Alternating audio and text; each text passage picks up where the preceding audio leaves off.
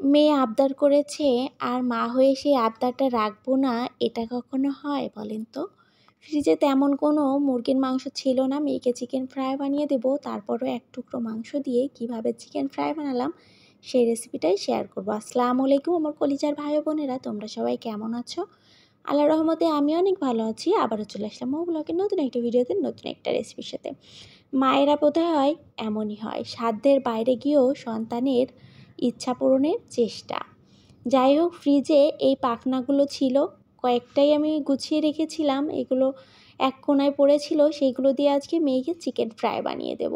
এজন্য এটাকে খুব ভালো করে পরিষ্কার করে নিয়েছি, সাথে আদা বাটা, রসুন বাটা, পেঁয়াজ বাটা দিয়ে দিয়েছি, টমেটো সস 1.5 টেবিল চামচ, সয়া সস 1 টেবিল চামচ, সাথে যাচ্ছে জিরা গুঁড়া, সাথে স্বাদ মতো লবণ, আর হচ্ছে ধনিয়া গুঁড়া, মরিচের গুঁড়া অবশ্যই একটু বেশি দিয়েছি, আর হচ্ছে গরম মশলা গুঁড়া তো যাচ্ছেই। খুব ভালো করে এটাকে মেখে রেখে দেব। হাতে সময় থাকলে 2 ঘন্টা, হাতে সময় না থাকলে 1 ঘন্টা বা আধা ঘন্টা রাখলে হবে। আমি আধা ঘন্টা রেখে দিচ্ছি, আধা ঘন্টা পর ফিরে আসলাম, হয়ে গেছে পুরাটা আমার ম্যারিনেট করা। এবার আমি একটা পাত্রে এখানে আটা নিয়ে নিয়েছি, তোমরা চাইলে ময়দা ব্যবহার করতে পারো। সেখানে আমি স্বাদ মতো লবণ আর 1/2 চামচ পরিমাণ মরিচের গুঁড়া দিয়ে খুব ভালো করে মেখে সাইডে রেখে দিচ্ছি। আর একটা পাত্রে আমি পানি নিয়ে নিয়েছি। এখন প্রথমেই আমি এখান থেকে একটা চিকেন নিয়ে এই আটার ভিতর গড়িয়ে নেব।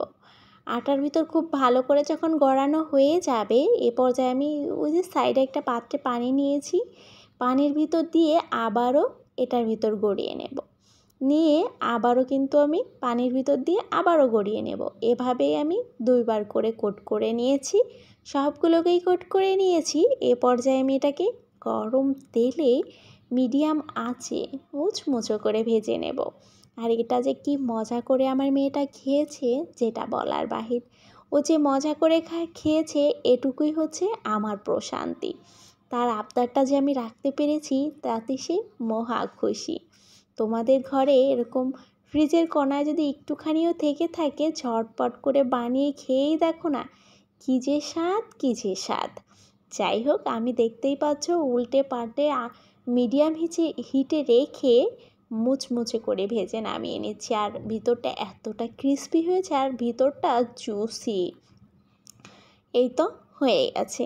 আর 2 প্রকার সসের সাথে জাস্ট এটা জমে ক্ষীর।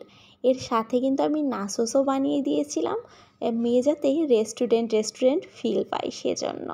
একেবারে রেস্টুরেন্টের স্বাদকেও কিন্তু হার মানাবে। তোমরা ঝটপট বানিয়ে নাও। আমার পাশে থাকবা। আল্লাহ হাফেজ। আসসালামু আলাইকুম।